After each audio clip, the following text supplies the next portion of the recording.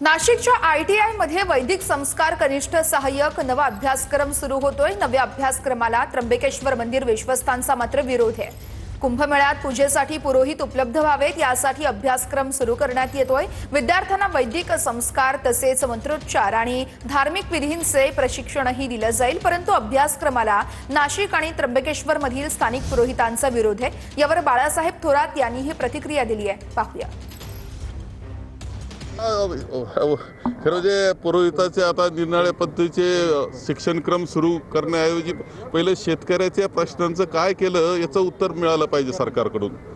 तुम्ही आता मंत्रतंत्राचे धडे देण्याऐवजी आमच्या शेतकऱ्याला जो काही तुम्ही आता मदत करता ती पुरेशी केली का तुम्ही? पुन्हा तो उभा राहणार आहे का? तो काय मराठवाड्यामध्ये आता किती हजार रुपये तुम्ही एकरी दिलेत, त्या एकरी हजारामध्ये त्याचं जे खराब झालेलं जे पीक आहे ते तरी बाहेर निघणार आहे का?